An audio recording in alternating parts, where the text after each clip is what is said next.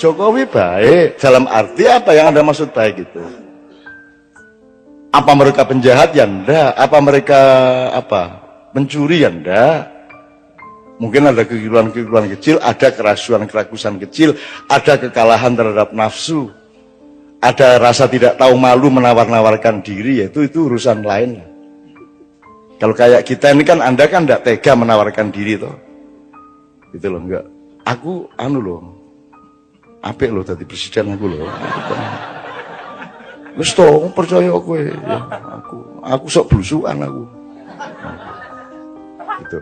Nah, ada yang enggak, itu kan soal enggak tahu malu gitu. Enggak ada masalah. Tapi kalau baik-baik semua, masalahnya Mas, Indonesia ini tingkat komplikasi masalahnya sedemikian ruwetnya sehingga tidak cukup hanya dipimpin dan diatasi oleh orang baik.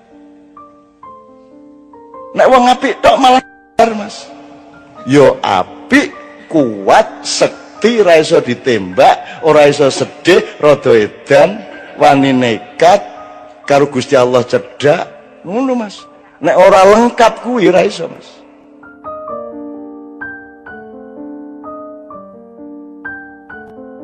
Mengenai presiden, yang mana yang baik? Apakah Jokowi baik Mas? Baik. Prabowo baik. Sapa meneh liyane? Prabowo itu salah satu yang diperintah.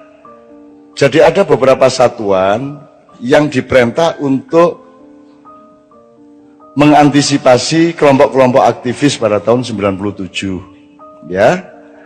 Nah, sialnya Prabowo itu ketika dia menculik tapi tidak dimusnahkan. Terus jadi orang hilang itu. Yang diculik oleh pasukannya Prabowo ini dikembalikan ke masyarakat. Makanya sekarang mereka ikut Gerindra. Memang diculik, tapi ora dipateni ngono lho. Iki salahe dhek ning ngono kuwi. Kudune dipateni ora ana masalah wis. Sebagaimana kelompok-kelompok yang lain. Makanya Pius, Haryanto Taslam ikut Gerindra sejak awal. Mereka berterima kasih kepada Prabowo ngono lho. Aku iki tapi aja njur terus ngene lho. Meskipun aku iki gawe-gawein sakarmu gak masalah. Aku wis tidak akan bergeming sehelai bulu saya oleh fitnah dan manipulasi, ora masalah. Engko ngene gambaran. Nganggo iki pisan to ya. Persis ngene iki. Ya ora apa-apa lah. Kalau orang miskin butuh kiriman makanan kan wajar. Atau kalau nggak dikirimi makanan, ya makanan yang ada di tetangganya diambil, ya nggak apa-apa. Saya anggap itu kan karena saking butuhnya. Arep njaluk ora wani kan begitu. Ya wis ora apa nggon kono. Teman-teman bilang mbok dituntut, Cak. Lho nek aku nuntut orang yang Prabowo tak tuntut, sambrek tak tuntut. Semua yang saya alami di Indonesia ini tak tuntut kabeh wong dengan pasal apa? Perbuatan tidak menyenangkan. Endi sing nyenengno? Aku takon sing nyenengno ndi? Jadi seluruh instansi tak tuntut dengan pasal perbuatan yang tidak menyenangkan itu. Iki ono pasal opo iku? Kaya kowe iki nyenengke wae kan gitu. Walah Jan. Ya wis ora apa-apa, makanya kita ini kan enggak mau jadi Indonesia gitu loh. Kita tuh enggak mau jadi Anda nonton TV, Anda lihat apa itu kan, kita tuh bukan enggak punya harga diri, kita bukan enggak punya nasional, kita tuh memang enggak mau jadi orang Indonesia. Asal sudah bintang sinetron ini kudu mancung toh. Ya toh kudu mancung, kudu kuning, ya toh. Jadi kita tuh enggak mau jadi orang Indonesia di bidang apa saja. Politiknya juga enggak mau. Politik seperti Indonesia yang pernah dicontohkan oleh bapak-bapak, mbah-mbah kita kan enggak mau toh. Kan enggak mau kita. Sampai Sabrang tak kasih kabinet Mojopahit coba. Tak kasih daftar kabinet Mojopahit Sabrang itu. Lawyer iki apa cara Mojopahit itu? Saya kok kowe mau.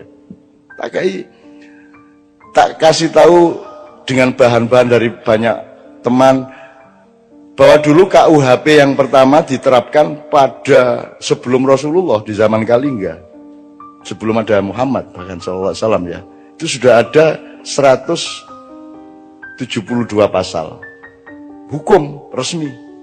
Dan di zaman Kalingga itu tidak ada orang nyopet, tidak ada orang mencuri. Bahkan anaknya Ratu Sima itu dipenggal kepalanya oleh ibunya sendiri karena apa? Asal-usulnya karena si anaknya ini apa namanya? Raja karena banyak pendatang, kemudian ada pendatang naruh emasnya di pasar karena ingin ngecek, coba katanya orang Kalingga itu tidak ada yang mencuri. Terus ditaruh seperti emas, berlian, permata, rakaruan kayak di pasar itu tidak ada orang menyentuh sampai 2 tahun.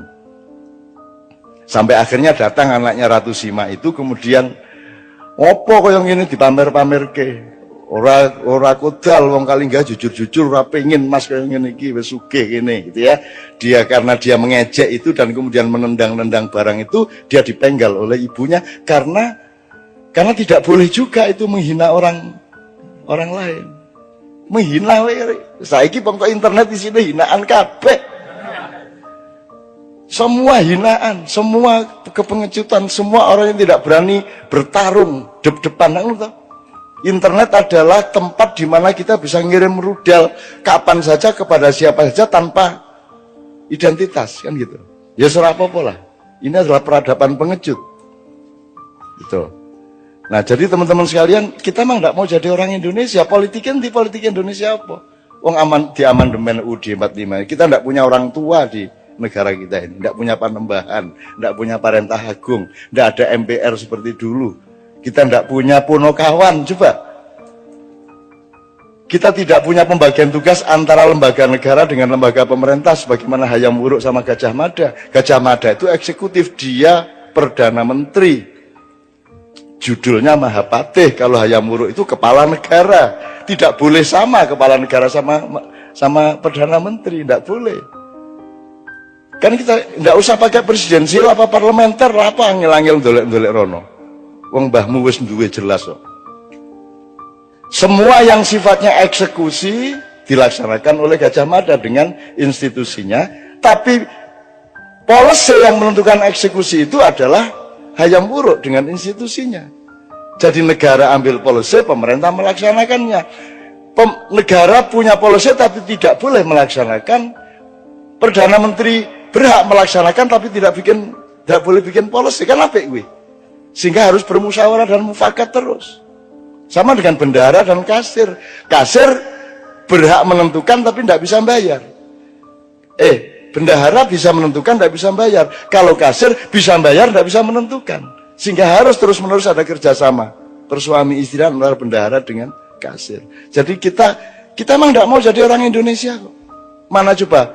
Mana Indonesianya tuh mana? I love Indonesia. Menyatakan cinta nang Indonesia orang nggo bahasane dhewe coba.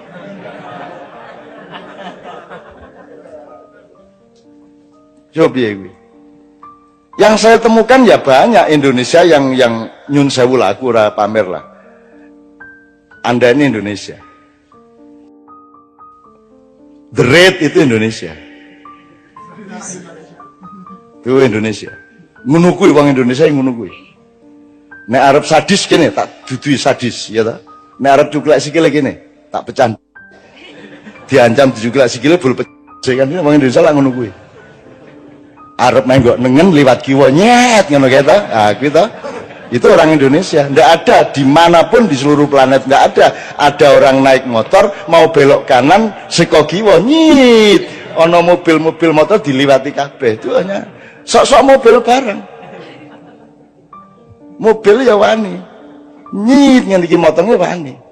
Dan itu hanya orang Indonesia. Jadi orang Indonesia itu orang yang dahsyat, cuman tidak diberi peluang untuk tidak dirantai. Dia selalu dirantai sejak kecil. Nah, Anda bermakyah ini, Anda mengurai rantai di kaki Anda, dan Anda menjadi manusia merdeka. Anda mengenali diri sendiri sehingga Anda bisa menentukan siapa presidennya karena engkau mengenali dirimu sendiri. Begitu kata anak saya tadi, Mas. Ngono, bapak anak itu komposisinya luar biasa. Gue ngerti biar caranya angel iku didik anakku sehingga iso komposisi intelektual kaya ngono kuwi. Angel kuwi. Angel tenan kuwi. Tak sengsarake suwe kuwi. tak buat nang Kanada atau tak tilii ya. Biyen mau kowe ora iso bahasa Inggris ning luar negeri golek kos dhewe, golek kuliah dhewe ngono. Akhire nunut ning masjid ya ben wae. Ben wae anakku. Ah bapakmu luwih sengsara mbiyen. Nah ngono ta ada. Enake bapak ning ngono kuwi. Sak sengsara-sengsaramu isih luwih sengsara bapakmu le. Ah ngono kuwi kalah anak pokoke kalah nyana ora arep menang piye. Jadi baik Mas, Jokowi baik. Dalam arti apa yang Anda maksud baik itu?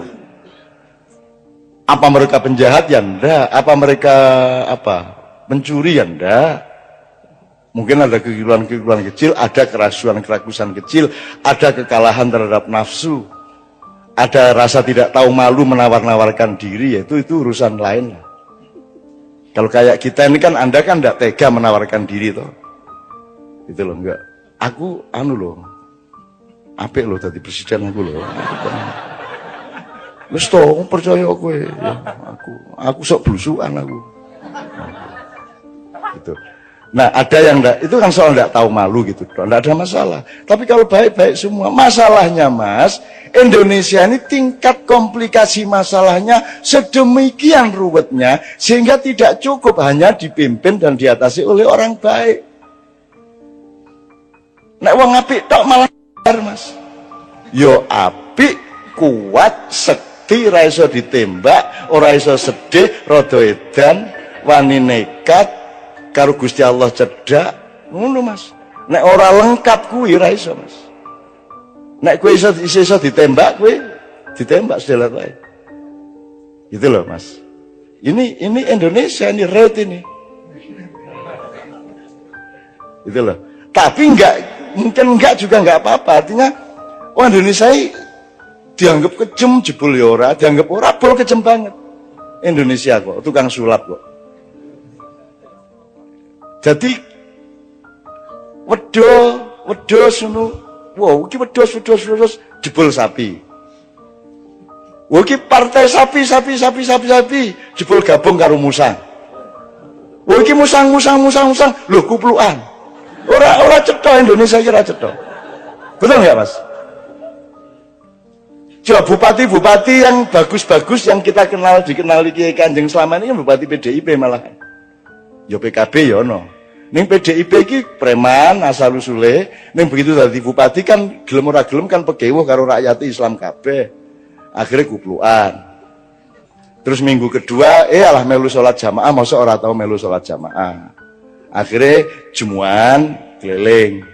Suwe-suwe, mosok sih bupati kok orang ngadake pengajian ning omahe, suwe-suwe pengajian rutin ning omahe. Kan gitu. Ya nek ngono sisan majelis zikir, gawe majelis zikir, suwe-suwe dadi santri.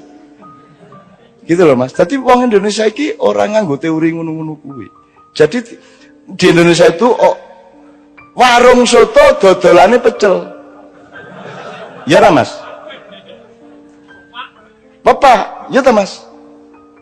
Kan misalnya naik PKS kan partai Islam, inspirasinya dari Ikhwanul Muslimun, ya toh, berarti nanti akan mempresidenkan, mencapreskan orang yang memang karakter dan ideologi dan keislamannya yang memang kondusif terhadap PKS, kan gitu kudune. Wong nek dodol soto ki ya, nek warung soto ya dodol soto. Saiki ora.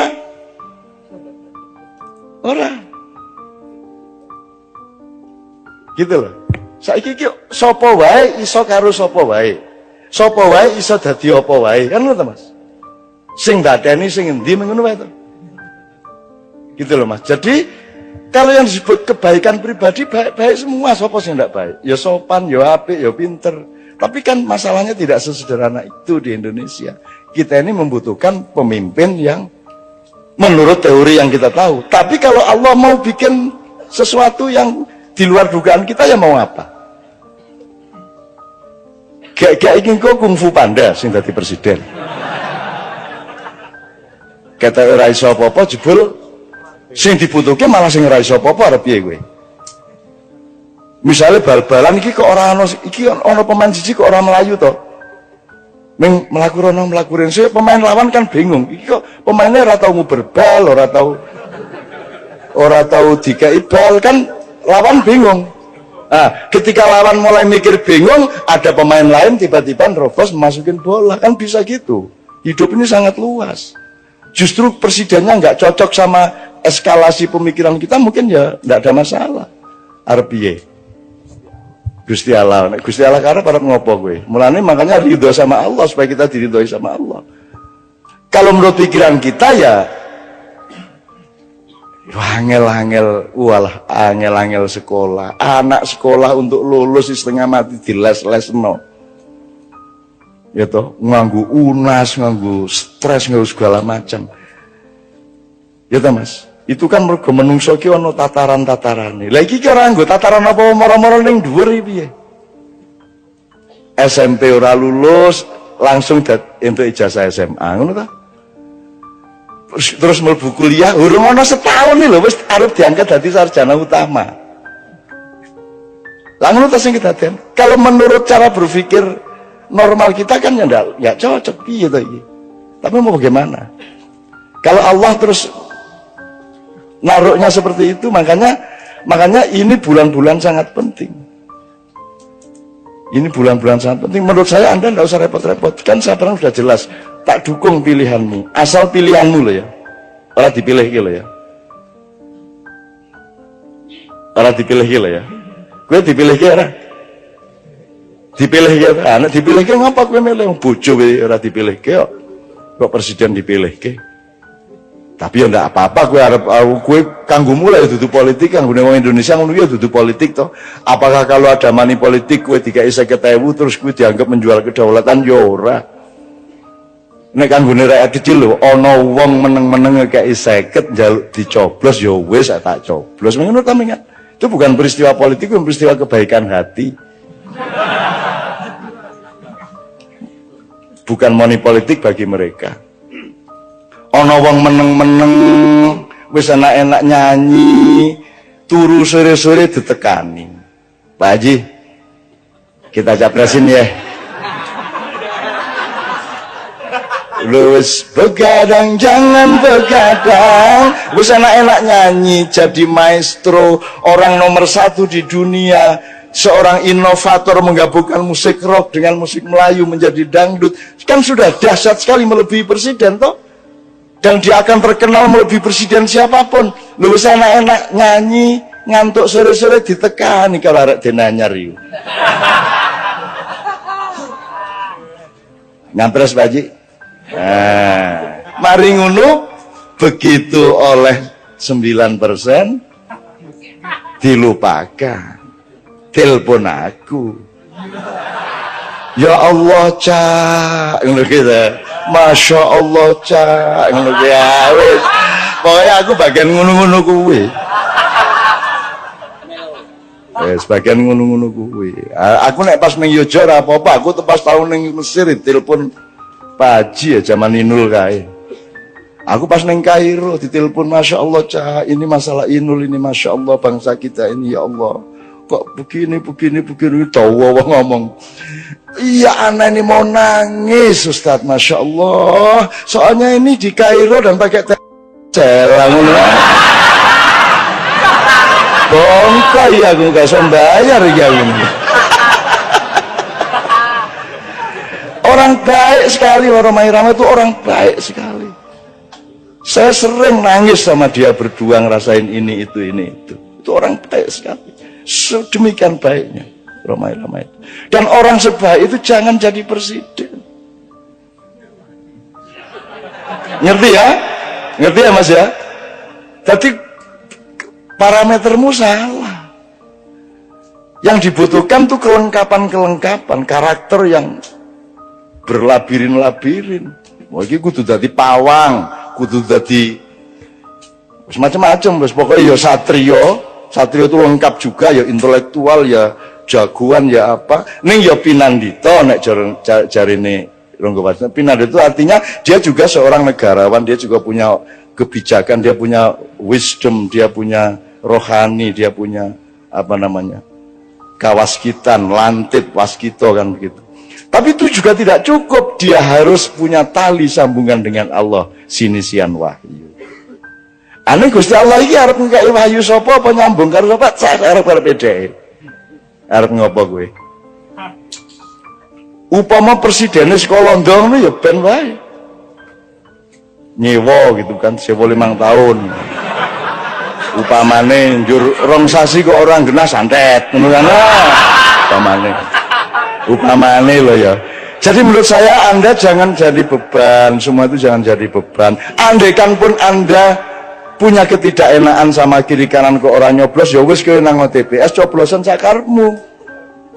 Kowe arep milih sapa kuwi padha apike kok. Padha wae. Nek soal mengatasi masalah, ora iso ngatasi masalah. Brang, tolong nanti kalau ada waktu ngomong mengenai konsep mudzakkar muannas, feminin dan maskulin, karena presiden Indonesia itu harus muannas, harus feminin, harus mau ditekan-tekan oleh Amerika. Makanya sebelum jadi presiden itu sowan ke kedutaan besar Amerika. Karena kita ini provinsi keberapa, negara bagian keberapa, Brang? Itu kalau Prabowo terlalu maskulin, tidak disukai, kan gitu kan? Dia maskulin, dia yang nek maskulin ini segala sesuatu sing menanam, yang mengambil keputusan dan menanam, gitu. Nek feminin tuh yang ditanami, cetok tak gue? Ngalami tuh gue? Kejaba imam ora pahami. Nah, Indonesia itu kerjanya ditanami oleh infiltrasi pemikiran IMF, Yahudi apa saja, kita tinggal mau.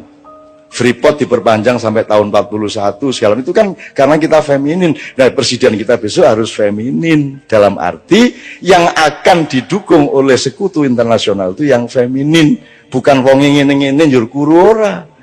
Feminin itu artinya dia tidak akan bersikap nasionalistik. Dia tidak akan mengatakan go to hell with your aid. Amerika disetrika, Inggris dilengges. Nek wani ngomong ngono langsung disikat kowe. Iku zaman Bung Karno biyen. Makanya Bu Mega harus cari orang yang kayak bapaknya. Kalau ndak seumur hidup beliau akan menyesal. Karena bapaknya sudah menangis-nangis. Sekarang ini nun kandalono anakku.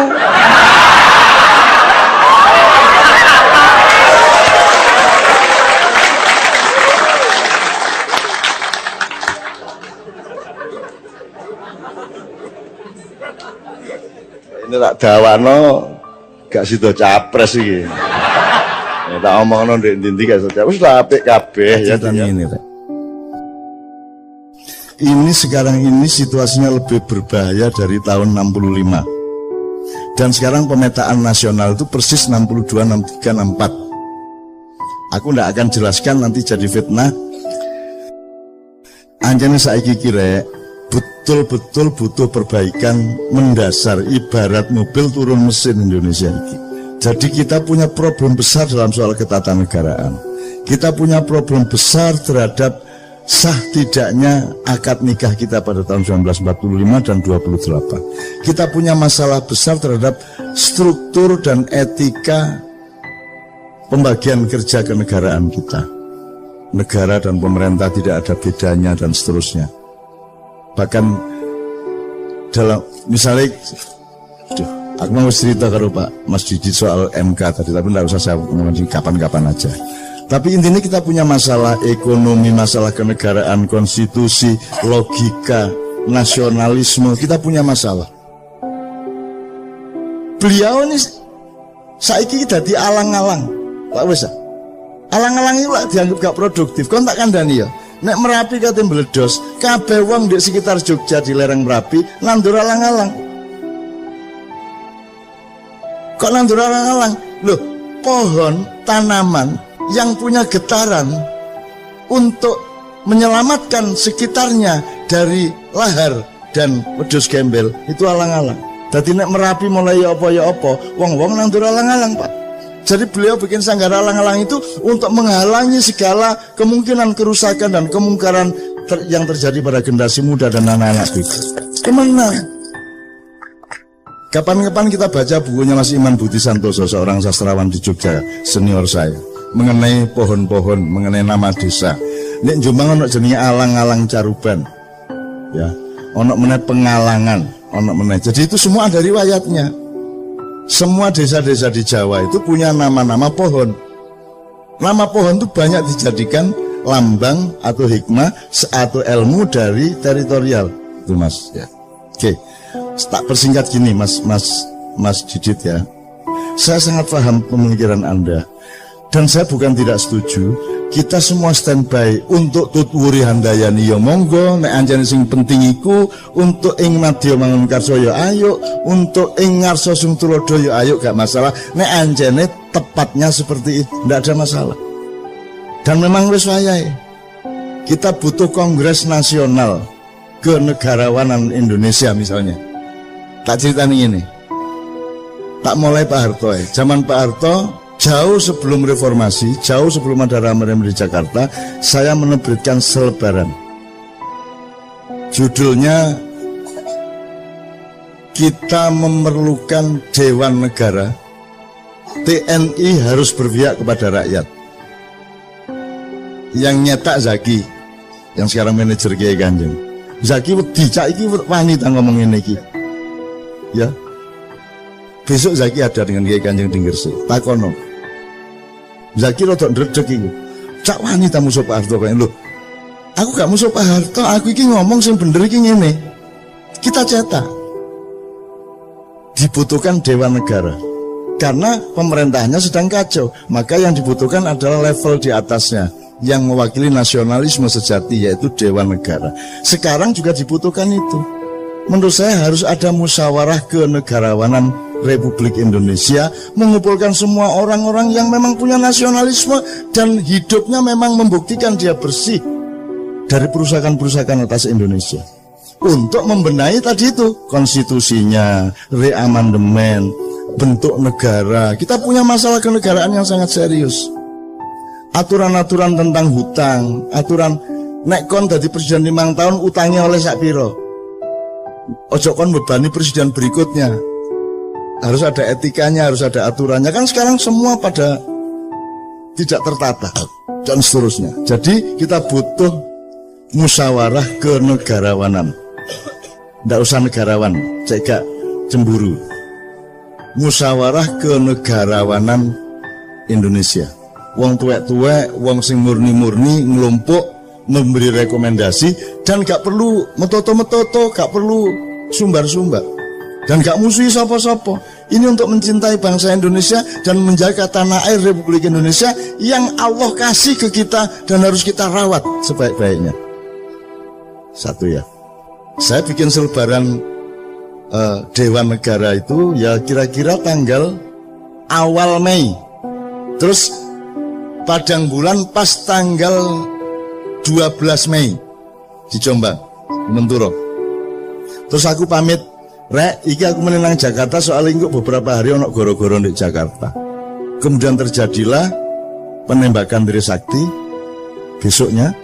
Kemudian terjadi pembakaran-pembakaran, penjaraan-penjaraan sampai ke Surabaya, sampai ke Makassar, dan terutama di Jakarta. Sampai akhirnya kita kumpul yang 5 orang itu, Anda tahu, Cak Nur, saya, Pak Melik Fajar, Imam Utomo Dananjaya, sama Pak Sudrajat. Kita merumuskan saran agar Pak Harto turun dengan kita kasih metodenya dan cara-cara untuk supaya rakyat tetap selamat dalam keadaan perubahan ini. Dan kita ajukan pada tanggal 17. Kemudian kita konferensi pers, nangis-nangis kabeh.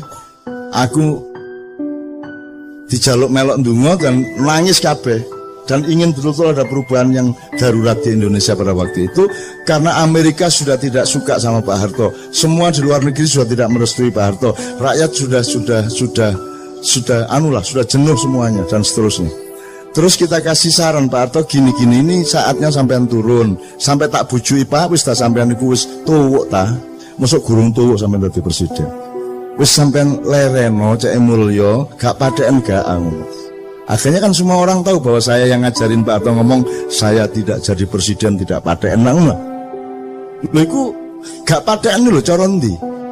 Nek gak cara Jawa Timur ya. Ya. Anda sudah tahu kemudian tanggal 18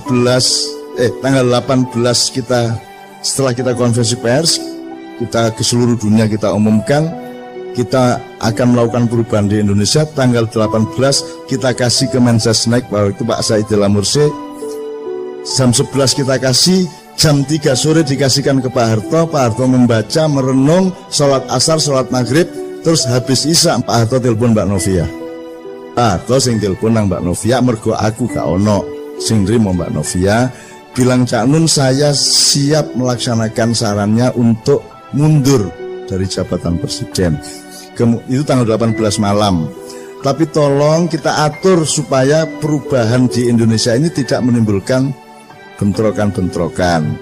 Kalau bisa besok kita ketemu berenam dari 5 orang yang menandatangani surat saran kepada Pak Harto bersama Pak Harto. Tapi Pak Harto mengatakan, Cak, mbok tolong ngajak orang-orang tua supaya 3 aja supaya jumlahnya 9. Akhirnya Gus Dur kita ajak, Pak Ali Yafi kita ajak, dan satu lagi saya lupa. Siapa ya? Ada orang tua satu lagi saya lupa. Dan seterusnya. Paginya kita ketemu dan aku gak duwe sepatu rek. Waduh, aku nyele Pak Bariman. Pak Bariman itu saiki guru SMA Muhammadiyah di Denpasar. Terus tak sosok-sosok tak gawe-gawe, pokoknya sing penting mosok aku sandalan rek ngono. Terus tak sekali lagi sepatuan lepo tahun ini melicat temenan. Terus demi Indonesia gak apa-apa sih kalau melicat. Wes. Oke, akhirnya semua proses kita jalankan Pak Harto mudun, tapi di tengah jalan dikhianati oleh sejumlah tokoh. Jadi reformasi itu sebenarnya konsepnya adalah bukan Pak Harto turun terus Habibie naik. Yang salah kan semuanya. Jadi Pak Harto turun, kabinet bubar, DPR bubar, MPR bubar, kita bikin MPRS, Majelis Pemusyawaratan Rakyat Sementara, yang sudah kita daftari sebanyak 45 orang, nomor 1 Abdurrahman Wahid, nomor 2 Megawati, nomor 3 ini, sampai Daniel Sparingga, sampai macam-macam, pokoknya 45 orang. Cak Nur Kholis Majid, terus macam-macam sing kita perhitungkan cukup reformis.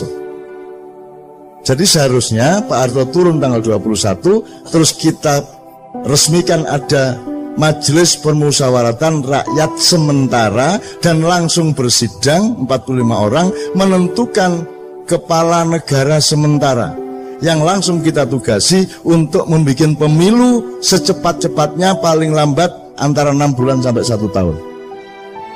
Sehingga kita clean betul, kita resiki betul, dan kita bikin sesuatu yang baru. Dan itu kita perlukan sekarang sebenarnya. Tapi saya cerita dulu yang soal Pak Harto. Kemudian ini dikhianati tengah jalan, akhirnya Habibie yang naik, dan Anda tidak pernah tahu dan tidak pernah ada yang meneliti, dari UNER pun tidak ada yang meneliti siapa yang sebenarnya menyusun kabinet, siapa yang waktu itu bermain. Kalau sing takon aku yang menengahi, masuk gak ditakoni tak kandak-kandak no. Itu ya. Faktanya semuanya jelas. Sampai sekarang dipersoalkan tim mawar sing apa segala macam, itu pada waktu tanggal belasan Mei waktu itu. Itu semua juga ada ceritanya. Nek awakmu tahu nang Padang Bulan zaman itu sampean rulah ceritanya. Ya, pada waktu itu siapa yang datang ke sana, saya lindungi sejak dari Juanda. Aku nyusul di Juanda itu, aku mlebu pesawat. Jadi dia mlebu pesawat ono aku. Loh, kok di sini Cak? Oh iya re, kepala bandara ya. Mboyo apa ceritanya, pokoknya aku ndek ngarepe pesawat iku, ndek ngarepe lawang dibuka terus ono ondo mudun iku, aku ndek kono. Soalnya aku nyusul ndek bandara malah masalah. Engko diketok uang, ketok wartawan sama aku langsung ndek pesawat itu. Carane runu ya apa urusanku. Kemudian teman sekalian, ada satu lagi, ada saat-saat darurat di mana PDIP pasti menang untuk memilih Megawati jadi presiden pada periode sesudah Habibie.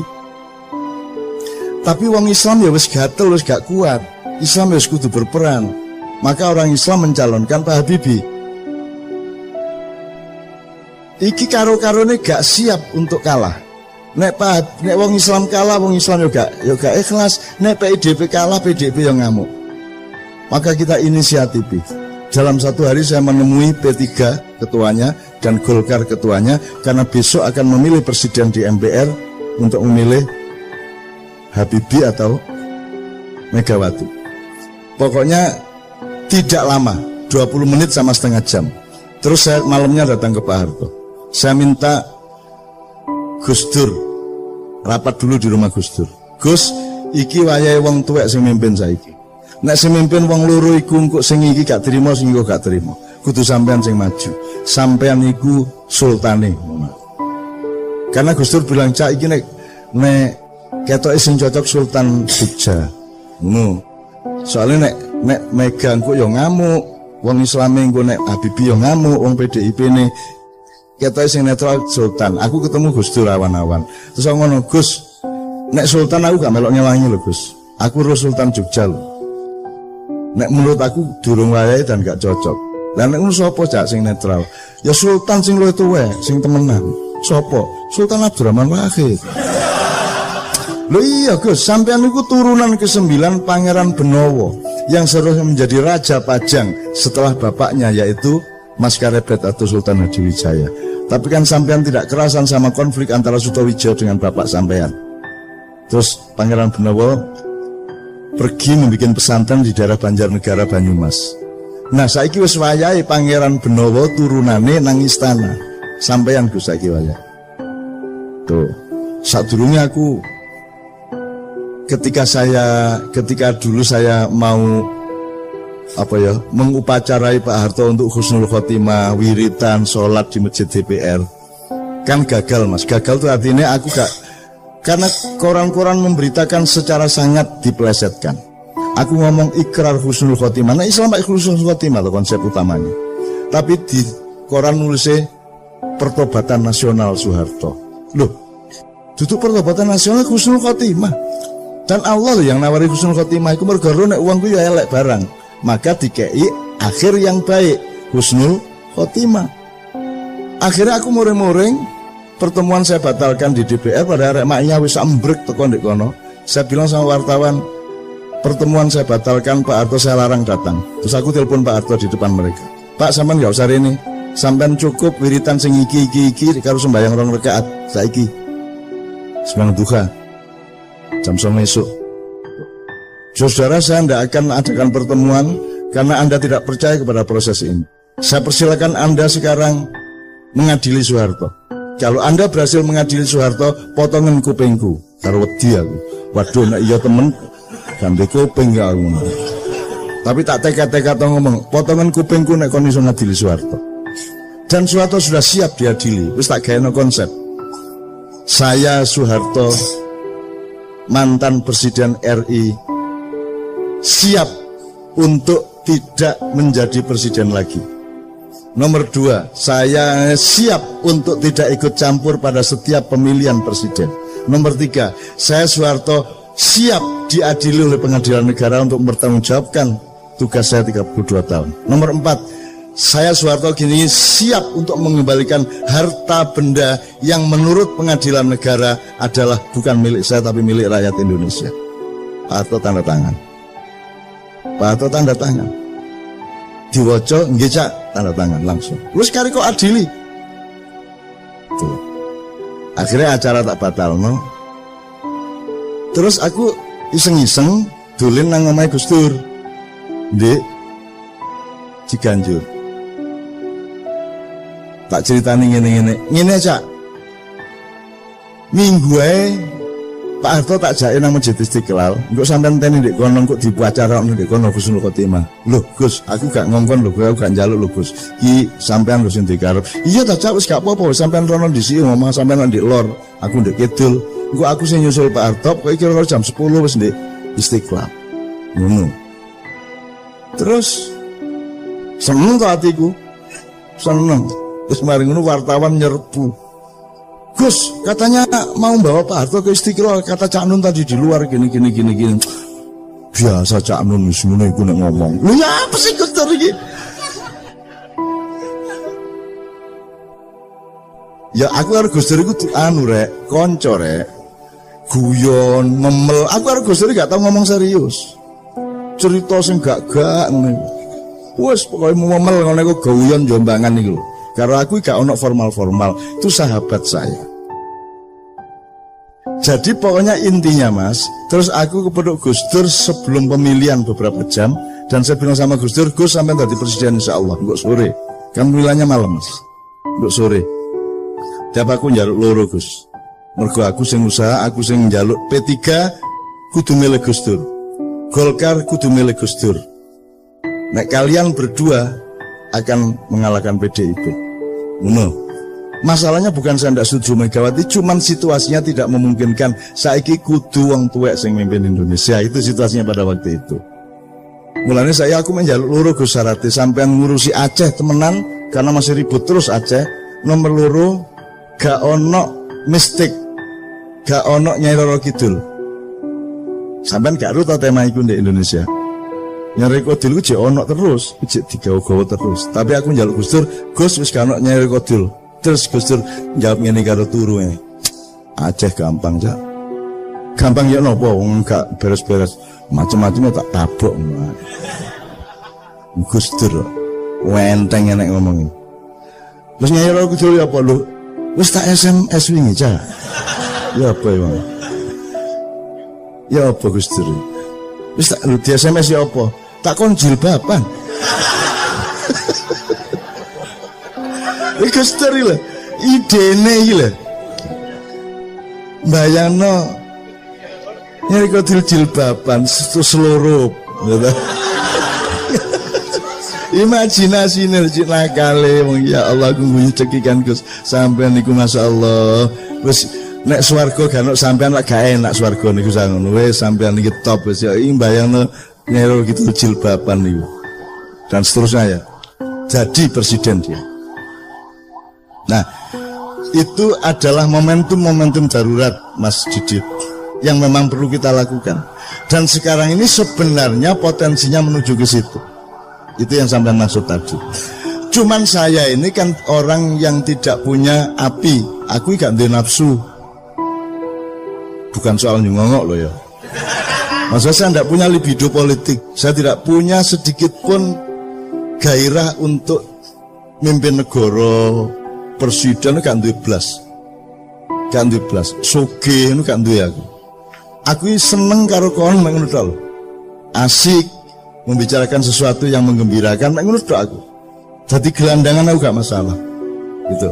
Jadi aku gak duwe nafsu materialisme, kekuasaan, popularitas gak duwe aku. Alhamdulillah gak duwe. Tuh. Jadi saya tidak akan melakukan itu kalau saya tidak diperintah. Kalau ada perintah, nanti akan ada gejalanya, ada tanda-tandanya, ada ayat-ayatnya nanti. Gitu. Dan saya juga tidak GR bahwa saya penting di Indonesia. Anggitmu aku aniku penting tak Maiyah itu. Indonesia kenal Maiyah tak gak? Agak kenal kok. Ojo GR petuta-petuta kaya iya-iya.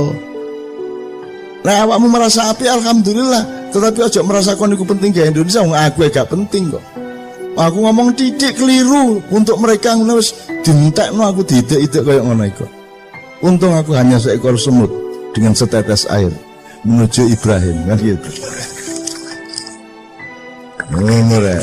Jadi teman sekalian memang sekarang sudah saatnya seperti itu, tapi sudahlah kita bersabar, jangan khawatir. Anggitmu kan Gusti Allah ta. Anggitmu kan malaikat ta. Anggitmu kan Nabi wis mati ta. Anggitmu Sunan Kalijaga gak ono ta. Anggitmu wis gak ono kabeh ta. Anggitmu mek ono awakmu tok ta. Gak. Masih lengkap dunia dan alam semesta ini, dan Allah punya skenario, dan Allah punya rencana, dan Allah punya irama, Allah punya langkah-langkahnya. Kita sami'na wa ata'na kepada Allah. Jadi yang penting awakmu selalu menunjukkan manusia yang baik, yang bermanfaat, yang seimbang, yang berpikir jernih, dan lain-lain yang sudah Anda omongkan tadi. Itu yang saya maksudkan. Alhamdulillah. Wis anggere awakmu dadi rakyat sing apik, insyaallah akan ada pemimpin yang baik, dan awakmu insyaallah juga menjadi pemimpin yang baik di skala dan perspektifnya masing-masing. Amin ya rabbal alamin. Kira-kira ngono ya.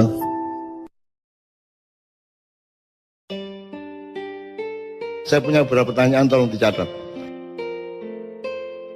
Kalau ada yang bisa menjawab sekarang alhamdulillah, kalau tidak jadi PR bersama. Hafal teks proklamasi? Ada yang hafal teks proklamasi? SMK sing hafal ya malahan. Ngetik SMK. Hal-hal yang mengenai pemindahan kekuasaan dan lain-lain diselenggarakan dalam cara sesama dan tempo yang sesingkat-singkatnya. Oke, wis gak apa-apa wong kancane durung proklamasi ya, gitu. Pertanyaan saya sederhana. Apa yang dipindahkan itu apa? Apa yang dipindahkan kan pemindahan kekuasaan. Maksudnya kekuasaan itu apa? Keuangan, otoritas kenegaraan, kedaulatan, emas, Seluruhnya. seluruhnya. Oke. Seluruhnya itu apa ya? Jajal sebutan. Telu ae, telu. Kedaulatan, Ya. kekayaan, Kekayaan itu apa aja? aset bangsa, kebudayaan, semuanya yang ada di Indonesia. Termasuk aspek pembentukan negara yang termasuk dalam kekayaan negara. Terus sumber daya manusia. Oke, wes gak apa-apa wes. Sebelumnya dikuasai siapa memang? Penjajah Belanda. Oke. Dipindahkan dari siapa ke siapa? Pemindahan itu dilangsungkan dari siapa ke siapa? Dari konteks realnya dari Jepang ke Indonesia. Pernah terjadi. Kapan pemindahan itu dilakukan? Ketika proklamasi. Loh, kalau sudah dipindahkan kenapa pakai akan dilaksanakan secara seksama? Berarti belum dilaksanakan. Kan teksnya gitu. Betul nggak? Teksnya akan dilaksanakan secara seksama dalam tempo sesingkatnya sehingga ketika proklamasi belum terjadi. Kapan pemindahan itu terjadi? Kapan itu terjadi? Sopo nang sopo? Nggak harus dia bisa jawab sekarang. Itu takono presiden Musa itu ya gak iso jawab. Tenang aja, gak masalah. Aku mek ngelingno kon niku duwe PR serius. Gak iso Indonesia bangkit nek kon gak ngerti bayimu iku ya apa. Ngono ya. Tak baleni. Dari siapa ke siapa tadi ada yang bilang? Dari Jepang ke Indonesia. Penjajah. Pernah terjadi? Pernah terjadi ini? Pernah terjadi? Serah terima pemindahan itu? Saya belum lahir, Cak Nur. Lah. Anek jawabannya ngono. Iya, tadi kon kok sholat ping 5. Nah, kok jawabannya ngono meneh kon durung lahir ayo. Mbah Nun, Engko ya. Mbah Nun nun sewu, kula nderek tukar pikiran nggih. Iya. Terus ketika Jepang datang ke Indonesia, Jepang menjanjikan akan membantu proses kemerdekaan Indonesia dari Belanda. Sebenarnya yang mau dipindahkan kedaulatan itu dari Belanda ke Indonesia. Jepang itu janjinya mau membantu. Makanya dibikin BPU PKI, Badan Persiapan dan seterusnya. Oke. BPU PKI pada saat itu dia belum bikin secara detail negara ki koyo apa. Sing dibikin BPU PKI filsafat kemerdekaan. Sing dimaksud merdeka itu ya apa?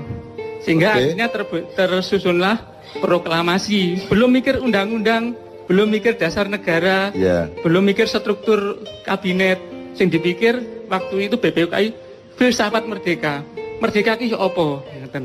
Lah, setelah proklamasi Pak Karno matur tenggene teksin niku mau hal-hal di proses secepatnya dengan seksama. Hal-hal yang dimaksud itu banyak sekali. Bahkan sampai akhir ini belum terselesaikan. Jadi setelah Jepang selesai itu kan Jepang kena bom. Jepang wis putus asa katanya ninggalin Indonesia. Itu variabel. Maksud saya kamu tuh menjawab A dulu baru B. Ojo langsung kok ringkes kabeh. Jadi iku kedaden taga pemindahan itu. Pemindahan pemerintahan kedaden. Kapan? Dan terus di sidang PBB kan aslinya Indonesia kedaulatannya diakui. Ya, tapi pemindahannya dari siapa ke siapa? Dari Belanda. Apakah Belanda pernah mengakui bahwa dia menjajah Indonesia? Belanda nggak mau mengakui, di PBB Belanda nggak mau mengakui. Jadi ada terjadi pemindahan tagak, kayak kon nyerano motor nang koncomu ngono lho, ono tagak. Terjadi apa tidak? Secara teknis tidak. Lah iya, tapi terus secara apa? Secara pengakuan internasional mengakui Indonesia merdeka. Ya. Asli ini Belanda dhewe iki ya gak rela. Terus gaya apa tek iku, Man? Gawe tek iku pertama menumbuhkan filsafat kemerdekaan dan rakyat itu percaya Indonesia itu merdeka rek. Saiki Indonesia merdeka. Oke. Begitu dengan ini saya menyatakan ya. Wis merdeka ta iku? menurut pernyataan Pak Karno Wis merdeka. merdeka. Terus ono PR untuk memindahkan. Nggih. Nah, apa nih PR iku? Apa PR iku? Bukan kedaulatan, wis diproklamasikan kok ono PR, kok ono. Wis soal kedaulatan NKRI sudah beres dengan alinea pertama. PR yang belum selesai pada saat itu soal perusahaan-perusahaan Belanda, soal wilayah Ya, oke. negara Indonesia. Ya. Dan terakhir yang dipermasalahan Belanda, utang-utangnya Belanda kon nyauri Indonesia. Ya. Saiki sudah dilaksanakan belum pemindahan itu? Secara teknis Belanda belum. Jadi gurung beres iki kemerdekaan. Gurung beres, nasionalisasi perusahaan-perusahaan sebenarnya Oke. belum beres. Jadi kon kok mantep urip Indonesia wong nikahe gurung beres kok. Wong iki apa akad nikahe gurung beres kok. Kok semua duwe anak sauno kae iku lho. Itu yang saya maksud itu adab yang belum beres sejak awal berdirinya NKRI. Kontroversi pendapatnya monggo ndak ada masalah ya, tapi ada yang belum beres dengan pemindahan kekuasaan. Nanti salah satunya tercermin pada pertanyaan berikutnya. Jadi ya, jadi ndak pernah terjadi toh itu? Nggak pernah terjadi. Ya wes. Jadi kon ojo meneh GBHN, ojo meneh Pancasila, ojo meneh aturan-aturan. Wong proklamasi lho, gurung dilaksanakno. Ya tak gak? Nggih. Proklamasi lho gurung beres. Presidenmu kate 30 meneh. Nek akad nikahe gurung jelas, wis gak beres-beres. Makanya semua presiden yang ingin jadi presiden pahami dulu Indonesia ini siapa, urusannya gimana, yang PR-nya apa, yang belum beres apa, pahami dulu, baru bagusi mencalonkan diri jadi presiden. Kita makan. Itu loh. Jadi aku setuju pendapatmu kabeh, tapi yang saya maksud adalah ayo didandani sik teko awal rek. Ngono lho. Wong iki gurung beres sejak awal kok. Ya oke. Misalnya pada pernyataan berikutnya nanti Anda benar-benar dicatat aja berikutnya. Ini tak pencoloti supaya nyambung dengan Anda. Siapakah pemilik sah tanah air? Tanah dan air Indonesia beserta isi dan kekayaannya sebelum 17 Agustus 45 dan sesudahnya. Siapa yang punya? Hakikatnya Indonesia yang punya Gusti Allah. Hakikatnya. Iya. Wassalamualaikum warahmatullahi wabarakatuh. Secara zahir sebelum kemerdekaan Indonesia dikapling sama Belanda, berikutnya Jepang. Loh, Secara zahir, secara batin Indonesia iki melike Gusti Allah, wong adewe iki gelandangan gak duwe apa-apa asine nang Loh. Indonesia iki. Terus secara sepihak nah, ini mengklaim loh miliknya dia. tanda bahwa kita betul-betul belum mengerti Indonesia. Sing jenenge milik itu kan saiki kan IMB, apa jenenge sertifikat. Ya, itu berlaku setelah kemerdekaan. Ada undang-undang tanah yang baru. Jelas ya? Sakdurunge kemerdekaan iku dhek sapa lemah. Iku misale saiki sing ndek Jogja wis sing digawe stasiun kereta. Ya. Ya tanahnya keraton. Nah, tanah keraton. Saiki sing tanah sak Indonesia iki dhek sapa? Tanah sak Indonesia. Ojo ngomong Gusti Allah loh. Pada zaman Mojopahit ya secara kepemilikan milik kerajaan Mojopahit. Waktu dengan rakyatnya. Ya oke. Maka sebelum 45, sebelum 1745 dhek sapa? Aku mek ngomong iku. Sebelum 45 Belanda mengklaim itu adalah wilayahnya. Kapan? Mana buktinya Belanda mengklaim? Karena Indonesia itu waktu itu Nggak ada faktanya Belanda ngeklaim. Oh. Nggak ada. Belanda tidak pernah menjajah Indonesia menurut Belanda. Belanda itu datang sebagai pemborong, kontraktor. Dia kontraktor datang ke sultan atau raja, tergantung tempatnya. Pak, saya bikinkan jembatan. Pak, saya bikinkan jalan. Saya bisa bikinkan pertanian. Pembagian pendapatannya segini sama segini. Jadi mengontrak dia menurut mereka. Mereka tidak pernah menjajah kita. Gitu loh. Nah, miliknya siapa? Kontrak itu dengan siapa?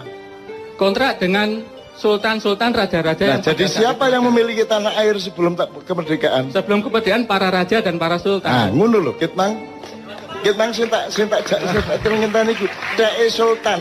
Oke? Nggih. Sak Indonesia iki dheke sultan dan raja-raja, jumlahnya kira-kira pira sultan dan raja? Mboten paham kula jumlahnya. Loh, berarti gak jelas iki. Loh, wong kon iki saiki tanah sak meter iso paten-paten karo tanggamu kok. Nggih. Ya tak gak? Apa meneh tanah sak dari Sabang sampai Merauke gak jelas urusane, terus kon gawe Indonesia kayak ini kok iya padahal gak jelas urusane. Itu loh yang saya maksud. Oke? Jadi tanah itu milik raja dan sultan. Oke? Yes, tit. Terus merdeka. Terus tak siapa mari merdeka? Negara Republik. Milik negara. Milik negara. Upama kon raja gelem tak gak kon? Nggih, kula nyuwun perjanjian tertulis. Ono tak gak perjanjiane? Ndak ada. Ah. Iki lho. Nggih.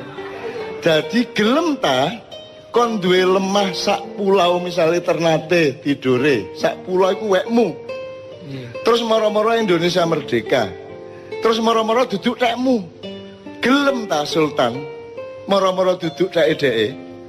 Gelem ta? Nggih, ndak mau. Nah iya. Harus ada perjanjian. Nah, terus ada ndak perjanjiannya? Faktanya ndak ada. Ndak ada. Berarti beres ndak masalah Indonesia ini? Beres ndak? Belum beres. Jadi halal ndak Indonesia ini?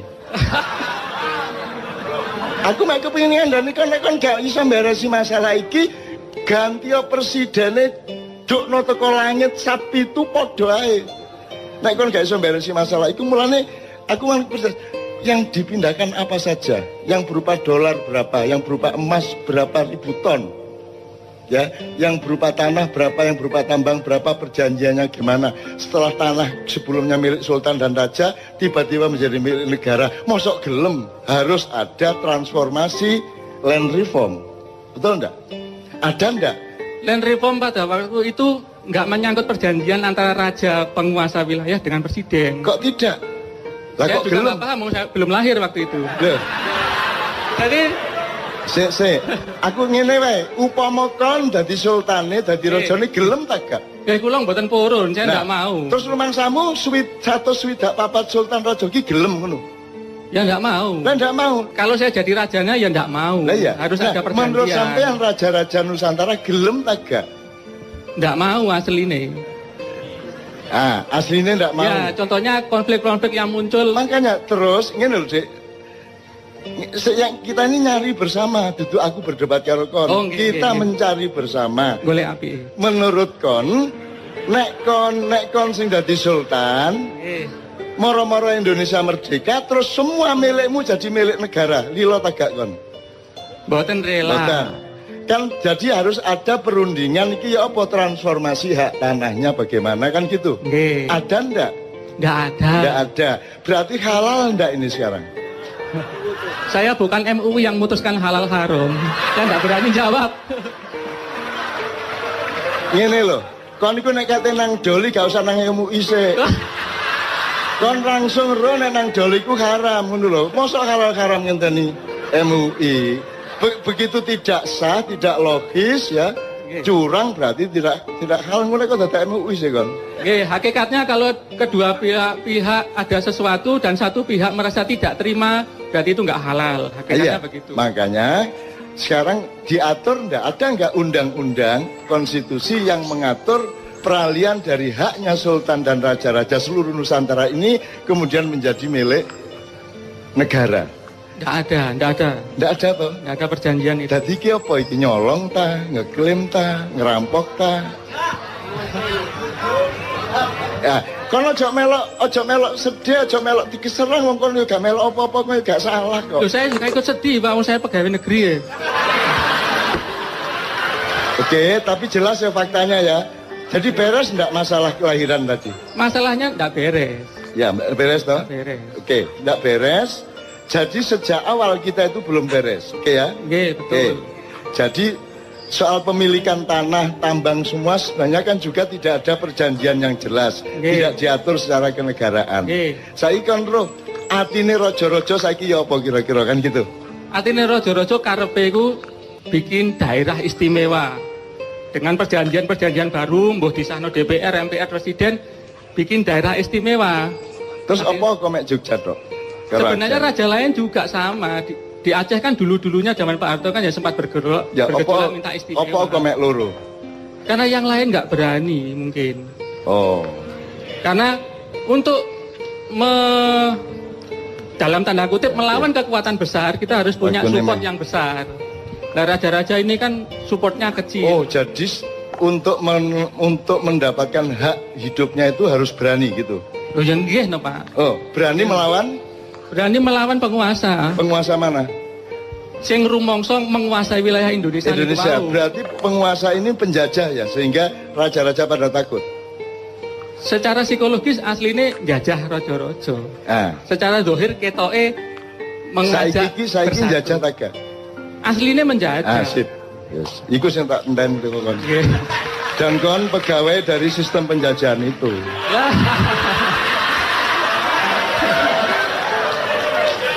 Saya nggak nyalain siapa-siapa, aku mek kepingin awakmu rek nek kate dadi pemimpin, iki PR loh ya, iki temenan loh iki. Meskipun mungkin gak iso jawab temenan ya gak masalah, tapi ojo dianggap gak ono. Ojo wong loro ati terus anggap gak loro ati. Ada PR-PR besar. Ya tak terusin ya supaya lengkap, pertanyaannya 2 lagi paling. Tadi pemilik sah tanah air Indonesia sebelum dan sudah kemerdekaan. Sekarang nomor 3. Apa muatan substansial UUD baik 45 maupun 2002 amandemen ya tentang pemilahan antara negara dan pemerintah? Terus ngeten, aslinya pemerintah niku karyawan ini negara aslinya pemerintah niku. Karyawan. Nggih, terus karyawan pemerintah apa karyawan negara? Pemerintah niku kan ngeten, paribasane negara niku rumah tangga. Nggih, sapa kepala rumah tangga nih? Bapake. Lho, sapa? Oh, yang pemilik rumahnya. Ya, saya ini ngomong Indonesia. Oh, Indonesia ini punya rumah tangga. Indonesia secara hakikatnya belum punya kepala negara. Kenapa tidak punya? Mergo di Undang-Undang Dasar itu sebenarnya rancu antara negara dan pemerintahan. Rancu. Berarti undang-undangmu itu bener tak gak? Kalau izin ngakoni. Aku mau kepingin ngomong apa aneh. Undang-undang dasarmu mengatakan bahwa presiden adalah kepala negara. Padahal yang kita butuhkan ada kepala negara dan ada kepala pemerintahan. ASN itu aparat sipil negara, bukan aparat sipil pemerintah. BUMN ini jenenge BUMN, duduk BUMP. Tapi BUMN taat kepada pemerintah, bener enggak? Secara negara kok taat nang pemerintah, pemerintah taat nang negara. Jadi negara ini kualik tak gak ndase karo sikile? Kalau izin nglakoni asli ya kualik. Lah iya. Sak kualik-kualike wong arek-arek gak melok nyambut gawe ndek kantor-kantor ke pemerintah, awakmu sing nyambut gawe ndek kono ya. Ngono ya, gak apa-apa wis. Jadi Anda sendiri sebenarnya tidak setuju pada undang-undang itu. Betul enggak? Nggih, dados ngeten asline kula sejak mahasiswa mbiyen nggih mboten setuju. Wis. Saking garise nasib kok moro-moro dadi ngono. Jadi sekarang Anda punya pendapat sebagai intelektual, nek barang itu jelas salah dan menciptakan bencana-bencana politik, kira-kira perlu dirubah tak gak? Jadi salah satu PR Anda adalah membenahi kembali dasar konstitusi, filosofi, sistem kita bernegara. Memang sejak awal kita ini celaka karena tidak ada pemilihan antara negara dan pemerintah. Akhirnya karyawan di kantor kabupaten taat kepada bupati. Padahal karyawan atau ASN atau PNS dulu di kantor kabupaten itu adalah aparatnya negara yang digaji permanen dari dia masuk sampai pensiun. Jadi dia sepanjang hidupnya. Sementara bupati, presiden, outsourcing. Dia cuma disewa 5 tahun. Jadi orang yang jadi ASN sepanjang hidup sampai hari pensiun itu tidak pada posisi untuk taat kepada outsourcing. Betul enggak? Ya, oke. Terakhir. Ini soal sejarah. Apakah berdirinya dan pelaksanaan NKRI merupakan kontinuasi dari bentuk pemerintahan dan kekuasaan sebelumnya, abad-abad sebelumnya, entah apapun bentuknya, ataukah merupakan adopsi dari luar Indonesia? Jadi Anda sebenarnya bukan orang Indonesia dengan negara Indonesia ini. Anda adalah orang Eropa, orang Amerika, tambah orang Arab, tambah orang Cina, bernama Indonesia, label mutoae Indonesia, tapi janjane sing kok lakoni ku Eropa, Amerika, Israel, Cina dan Arab. Gelem kon dadi wong kaya ngono iku. Jadi ada budaya atau sejarah kontinuasi, ada sejarah adopsi. Kita ini sekarang adopsi, mulane biyen sapa jenenge Jayabaya mengatakan wong Jawa kari separo, Cina Londo kari sak jodoh. Kita salah paham selama berabad-abad. Rumasane ono welut perang terus wong Jawa jumlahe kari separo, gak. Jawamu iku separo-separo saiki. Jawamu iku separo-separo, gak Jawa temenan. Mergo kon wis gak gelem nerusno Jawamu. Gitu loh. Cina Londo malah dadi sak jodoh, kerjasama. Itu namanya Cina Londo kari sak jodoh. Tapi itu interpretasi saya, ojo percaya aku, lawang aku duduk wong kampus kan gitu kan. Nah aku wong akademisi ya saya bisa dipercaya. Saya ini kan hanya orang yang lewat ganggu-ganggu, soporo keganggu cek tangi kan gitu. Nek perkara gak tangi-tangi ya gak apa-apa, malah tak ilir-ilir cek tambah turunnya tambah angler kan gitu ya. Jadi pertanyaan terakhir tadi jelas. Apakah yang kita lakukan dengan NKRI ini kontinuasi dari yang kemarin-kemarin ataukah merupakan adopsi? Jadi kita ikut wis duduk Indonesia nek kayak ngene iki mek karen-karen tok Indonesia niku. Gitu. Jadi kita nggak meneruskan yang kemarin, kita mencari yang baru termasuk universitas, Pancasila, trias politika dan lain sebagainya. Nanti tolong pelajari nyun sewu ini ngiling noto ae sing sejarah ono sing arek belajar sejarah ndak? Coba Renaissance di Eropa dari Italia ke seluruh Eropa itu abad berapa? 14 sampai 17 awalnya di Italia abad 14. Sebelum abad 14 itu di Eropa namanya abad pertengahan, abad kegelapan dari abad 5 sampai 15 kira-kira ya. Nah, aku takon, ketika ada peralihan dari masa kegelapan Eropa menuju Renaissance itu di Indonesia terjadi apa? Belum pernah ada studi sejarah dan sosiologi mengenai ini. Akhirnya kita menjadi bukan orang Indonesia sekarang. Meskipun tetap nek awake dhewe saking apike, saking tepake masih kene duduk Indonesia ya tetap metu Indonesia dididik gitu ya. Tapi kita secara sistem makro kita ndak. Jadi Sunan Kalijaga lahir tahun 1450. Pada umur 28 tahun dia sudah mulai menjadi aktivis politik di Mojopahit. Dia melakukan transformasi yang sangat damai dan sangat bagus, dawa ceritane, dan beliau mengawal dari Mojopahit akhir yang kita itu masih ada Minak Jinggo Belambangan sampai transformasi ke Demak, sampai ke Pajang, sampai ke Mataram awal. Sunan Kalijaga umurnya 162 lebih. Nah, jadi kalau awakmu setuju Mas, ini sampean meneh. Sampai Renaissance. Saya teng Yunani, Roma zaman riyen niku. Itali. Nggih kula dereng lahir niku. Kan kok tak balekno nang masa silam ngono kok. Nggih, leres. Ya. Zaman filosofi Itu disebut masa apa? masa Renaissance, masa kejayaan ilmu pengetahuan dan filosofi. Masa pencerahan. Nggih. Ya, menurut awakmu setuju tak itu masa pencerahan? Kula mboten setuju sebab enten setunggal riwayat saking Kiai pundi kula supe. Ya. Asline Sokrates kali Plato riyen niku diajari Nabi Khidir. Terus gampang. Soal iki ngene. Niku satu. Ndak, maksud saya gini. Setuju ndak itu disebut masa pencerahan menurut Anda? Secara akademis setuju. Oh. Tenan?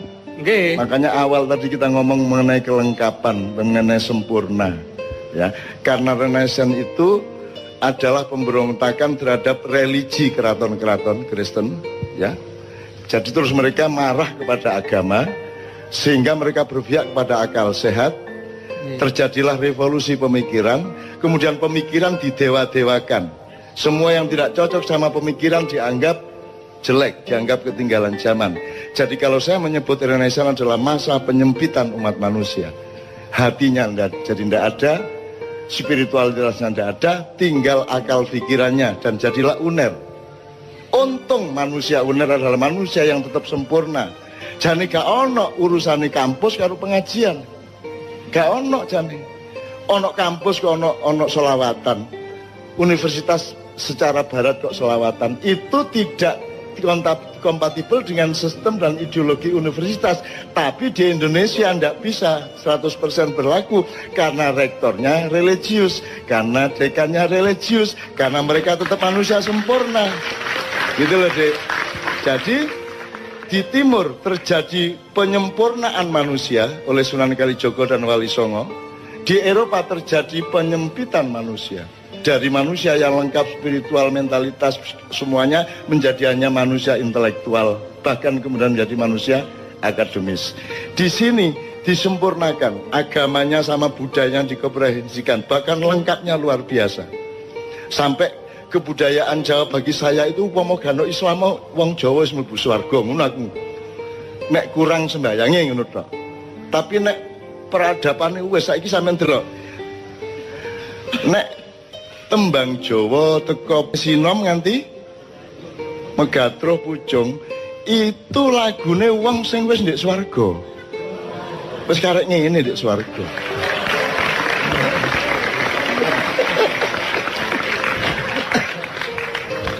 Kon gak iso mbuktekno nek iku salah. Masih aku gak iso mbuktekno nek iku bener. Tapi sing penting lah kon gak iso mbuktekno nek iku salah. Oh iya, ngono lho ya Mas ya. Oke. Jadi sekarang mudah-mudahan Pak ini anak-anak ini kita harapkan bener loh mereka ini. Mereka nanti jadi pemimpin mulai 2025 ke atas. Anda urus Indonesia ini bener-bener ya. Anda urus Indonesia bener-bener. Gitu loh, Dek. Oke, tepuk tangan untuk cinta masa depan Indonesia.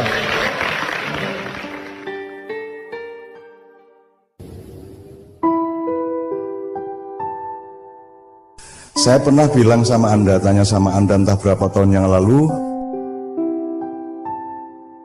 Indonesia itu melahirkan bangsanya atau bangsa ini melahirkan Indonesia? Jadi bapaknya yang mana? Indonesianya apa bangsanya? Bangsa melahirkan Indonesia. Oke. Lah bangsanya itu bangsa apa? Karena sekarang disebut bangsa Indonesia. Membingungkan enggak? Bangsa yang melahirkan Indonesia itu sekarang menyebut dirinya bangsa Indonesia. Jadi Wak Karjo duwe anak jenenge ya Karjo. Kan gitu. Nah, bangsa yang melahirkan itu bangsa apa? Yang melahirkan Indonesia itu. Itu pertanyaan tidak harus dijawab malam hari ini, cuman Anda harus terganggu oleh itu. Oke, saya teruskan. Indonesia umurnya berapa? 70 tahun. Betul? Bangsa yang melahirkannya berumur berapa?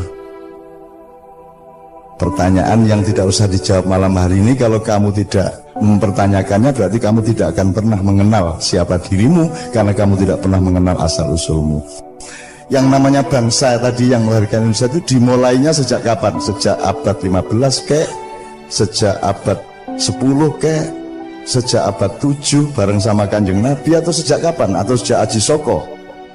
Atau sejak kapan? Itu nenek moyangmu kan?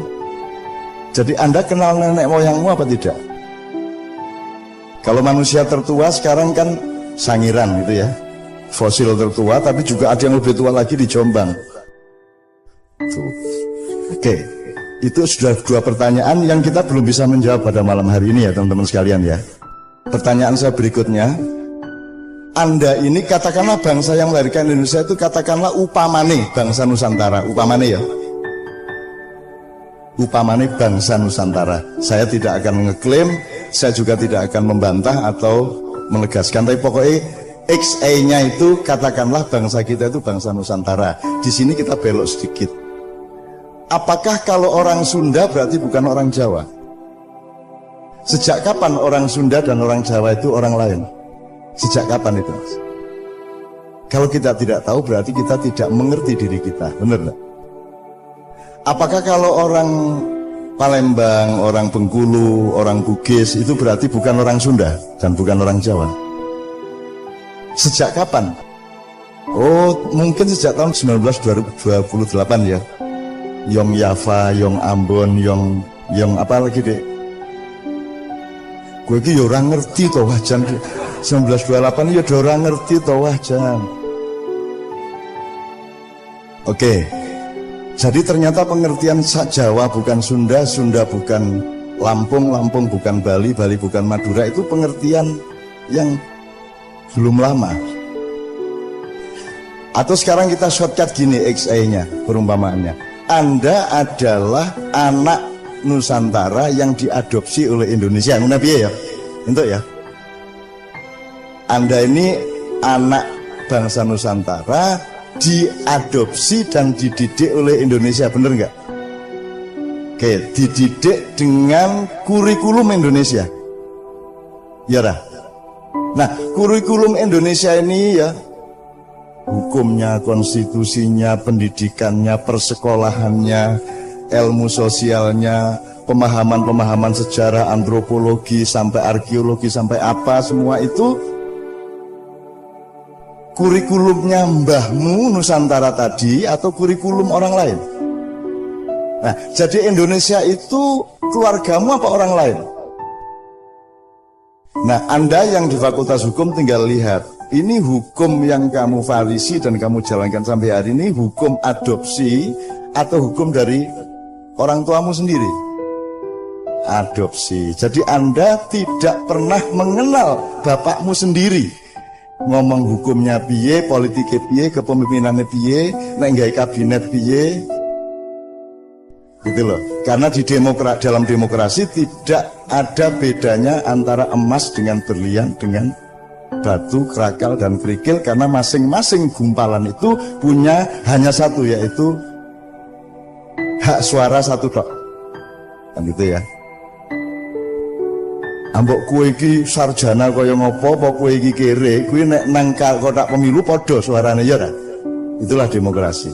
Jadi demokrasi, kalau Anda ikut demokrasi, salah satu kerugiannya adalah Anda tidak bisa membedakan batu dengan mutiara, benar nggak? Gitu ya. Ini nanti jadi tema panjang kalau nanti kita punya waktu atau bulan depan dan seterusnya. Tapi pokoknya gak ada bedanya itu.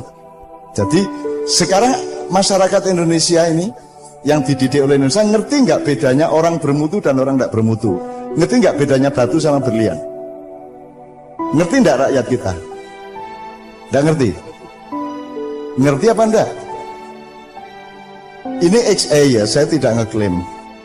Kalau orang tidak mengerti bedanya batu dengan emas, kui resikonya apa? Kowe dikai watu ya orang ngerti nek kui watu, kowe dikai emas ya orang ngerti nek emas toh. Atau kowe dikai watu dicat kaya emas ya orang ngerti toh kowe. Kowe dikai wedhus dipupuri dadi presiden ya ora ngerti to kowe. Karena kamu tidak mengerti bedanya. Kalau raja dulu, dan harap diingat bahwa di dalam Al-Quran tidak ada negara, yang ada adalah muluk, malik gitu ya. Saya tidak mengatakan bahwa saya akan mendirikan kerajaan ya, tapi pokoknya ngono lho ya. Ngono lho ya. Di Quran yang ada itu cuma Raja Sulaiman, Raja Daud, Fir'aun dan seterusnya, Bulgari milih. Tapi pokoknya kalau pemilihan raja sebenarnya tidak sukar, karena sehari-hari kita tahu mana orang bermutu, mana tidak bermutu. Tapi di Indonesia ini semutu apapun kamu, kalau nggak ikut Golkar, kalau nggak ikut PDIP, kalau nggak ikut parpol-parpol, kamu tidak akan bisa menjadi apa-apa, bener nggak? Wes iki terus ke dhewe. Sebab ini simulasinya ombak banget. Nah, dengan kata lain, kalau saya tarik garis agak jauh, saya ingatkan kembali, Berarti Anda ini dididik oleh bapak ibumu atau dididik oleh pengadopsi? Jadi kamu tidak mengenal apapun kecuali pendidikan adopsi tadi, benar? Jadi pengenalanmu terhadap bapakmu itu berdasarkan adopsi atau orang yang ngasuh kamu. Nah, kira-kira orang yang mengasuh kamu sekarang itu seneng sama bapakmu atau dulu menjajah bapakmu? Jadi kira-kira kayak nek ngomong bapakmu ngapusi apa tenanan? Ah, cetha wisan wis tekani. Nah, jadi sekarang jelas ya. Jadi sekarang mohon Anda belajar untuk la ilaha. Karena ilallahmu itu versi adopsi, bener nggak? Gajah Mada siapa? Belanda dulu bagaimana, nama Indonesia itu yang bikin siapa, dan seterusnya. Seluruh pengetahuanmu mengenai negaramu dan bangsamu ini berdasarkan orang yang dulu ngidak-idak mbahmu, ya rata. Nah wes, kita nggak benci loh ya. Orang Jawa kan tidak-idak malah seneng.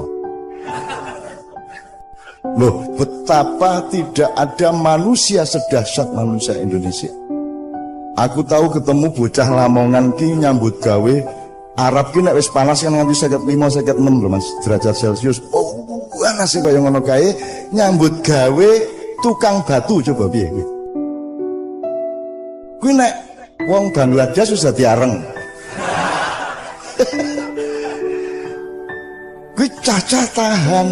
Itu tidak merubah mentalnya, terus mereka siang istirahat 1-2 jam ke Madinah, ke masjid, ketemu saya di masjid, dan tidak terpengaruh mereka oleh kesengsaraan itu orang Indonesia. Padahal nyambut jan kaya ngono begitu ketemu wis kaya pengajian NU kae. Masya Allah, Allahumma sholli ala Muhammad. Kapan sampean tutuk gini Cak itu. Jadi kaya ora apa-apa kae lho. Tadi saya diceritain Cak Yus, TKI kita di Malaysia itu pasang paving satu orang itu 1 hektar. Ijen. Dan dia sudah menemukan momentum dan niatnya dan tenaganya, dan dia bertekad 5 hektar tak selesaiin sendiri. Coba piye kuwi? Wis golek menungso ning Mars planet kono nek ana paving 5 hektar dikerjake ijen, berarti menungin angin cek-cek ngene. Dadi menungin angin ini. Oke ya. Oke, saya shortcut lagi. Jadi teman-teman sekalian, sekarang kalau ibarat orang sholat, ibarat hadas dan tidak hadas itu ya, najis dan tidak najis. Saiki pendidikan adopsi tadi menurut kamu itu nek dirapoti ngono munggah kelas ora? Hukum di Indonesia pelaksanaannya nek dirapoti angka piro? 0,00 piro meneh? Mbok ngene sisan 0,0,0,0 titik 000 pangkat 5 0 kabeh ya toh. Akar 0 ya toh. Ya ndak kalau 0 ya ndak. Ya min lah kowe iki ya kuwi ya.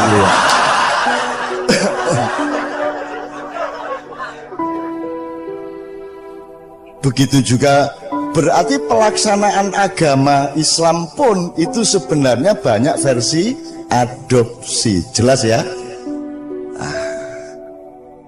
Kue kerengan siji NU, siji Muhammadiyah, siji Sunni, siji Syiah, njur bar kuwi ana ISIS, ana Sumu, ana segala macam. Itu semua versi pengadopsi, jelas ya. Nah, teman sekalian, anggaplah berarti ada yang tidak murni, ada yang kotor, ada yang bersifat manipulasi, ada dusta, ada sesuatu yang disembunyikan, ada sesuatu yang ditutupi, ada sesuatu yang tidak jujur misalnya ya. Kalau ibarat orang mau sholat itu berarti najis apa tidak? Hidup kita sebagai anak adopsi tadi najis apa tidak? Najis hukum, najis ekonomi ya toh? Coba saiki nek kowe maca, nek kowe ndelok RCTI apa MNC iki ana tokoh anyar. Kuwi saka langit langsung pidato. Saudara-saudara, supaya Indonesia bisa menjadi negara maju,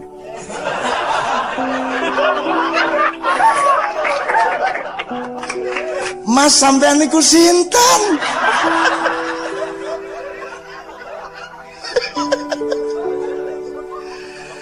Hei, sing takon iki lho sapa, hei? Nek lerek Jawa Timur ngono iku. Kon niku lho sapa meneng-meneng ngomong ngono iku lho sapa? Iku Indonesia iki ya apa sih? Lha ngono iku lho. Bapak adopsimu iku kaya ngono kuwi. Nah, aku njaluk saiki ayo mulai nyedak air suci. Ya ra? Bener ra? Jadi nek ibarat kowe iki wudu selama ana republik iki, wudumu iki nganggo maul mustakmal atau maul kudus.